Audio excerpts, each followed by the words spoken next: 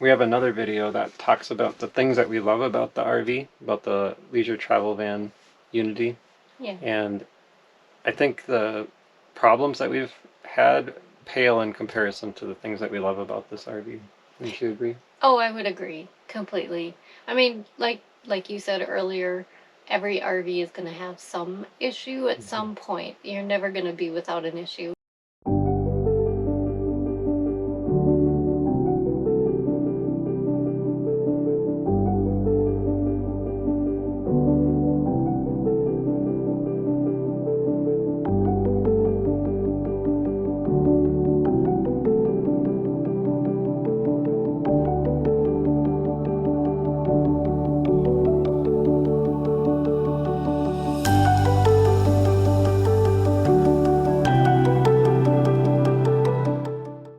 So we just left that CDA Riverfront RV Park in Idaho, Cataldo, Idaho, and we just pulled off on this little rest area, just taking a little break from driving, use the restroom, and it's kind of nice.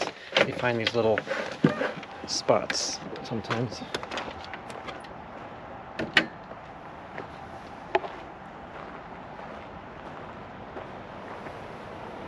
So our step still isn't working. Like I said before, it's not a really big deal. We are just have a little bit bigger step, so we don't seem to have too much trouble with it. It's a minor issue.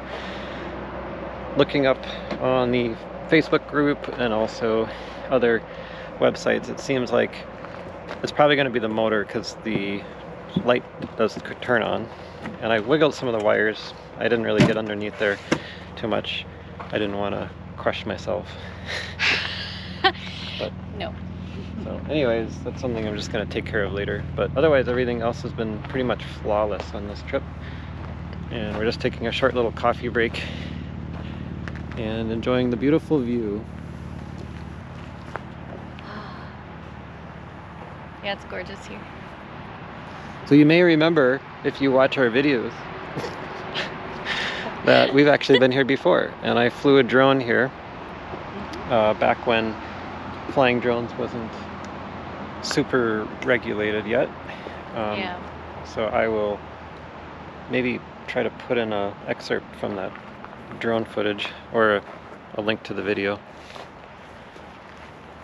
Actually, I won't put a link to the video just because I'm not supposed to include drone footage on my YouTube videos at this point, because I don't have the proper certification registration for the drone commercial type flights.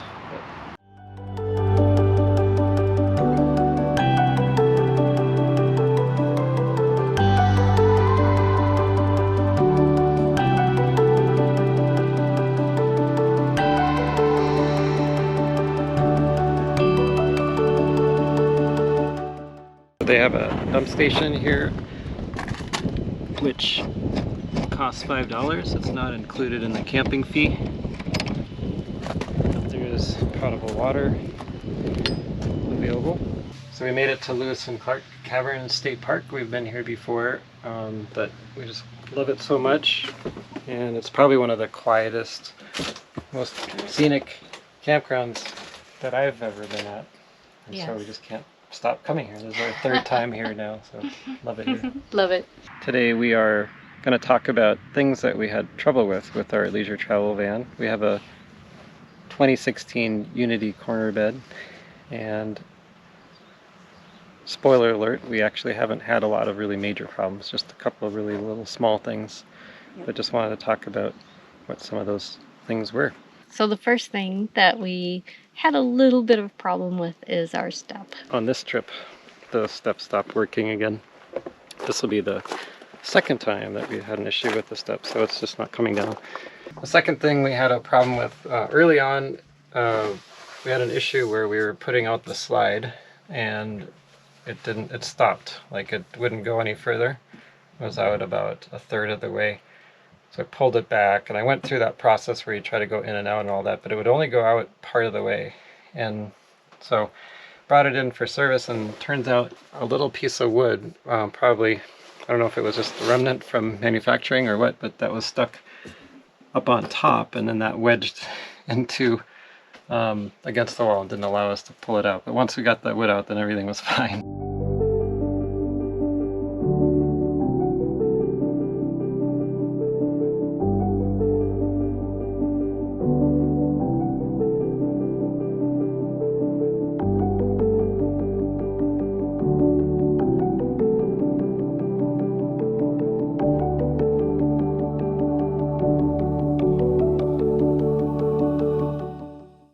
So we've been really happy with the build quality on the leisure travel van. When we compare it to a previous camper that we had, we could just tell that the quality was way up above what we had in the other camper.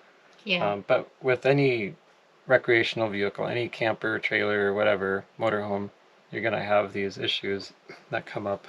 All of the appliances, they're made by different manufacturers, Dometic, High Point, Microwave.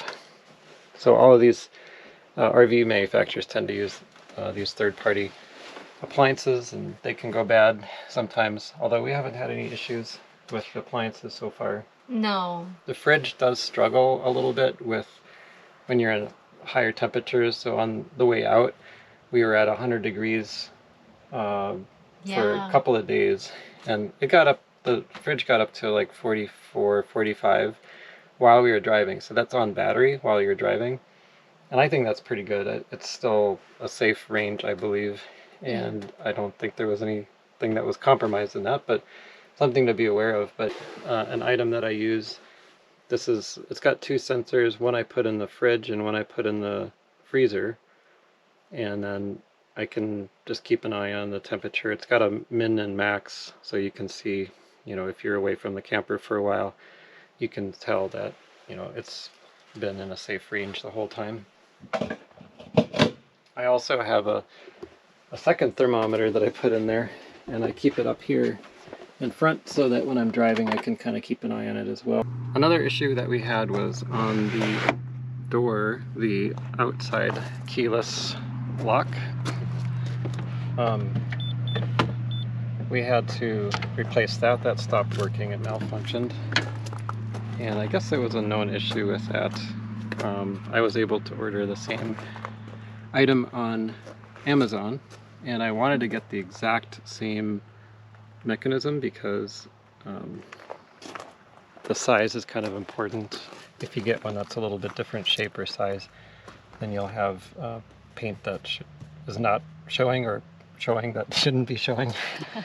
But I was able to get this new one, and it works flawlessly. Actually, it works even better than the original one that was on there. Another item that we had happen very early on. So this is a 7-year-old camper, but right when we got it, we ended up putting tire pressure monitoring system.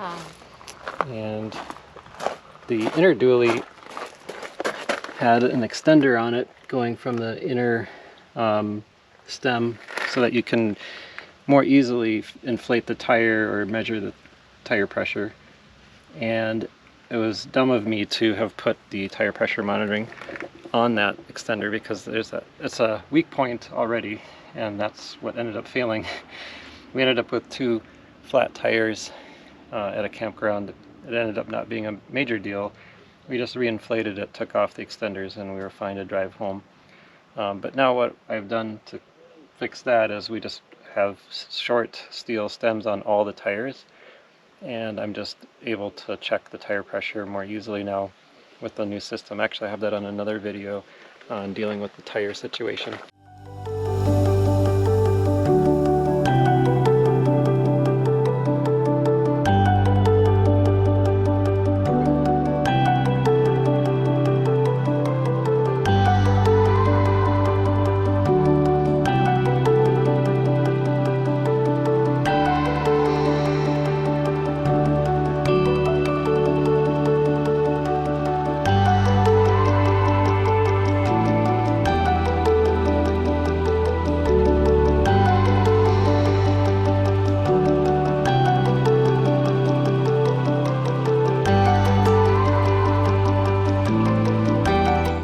Let us know what you think about this video. Do you have an LTV? Have you had some problems? Do you have another RV? You could probably understand that things are going to go wrong. You probably have had issues as well. Let us know in the comments below. Yeah. Like and subscribe if you like this video.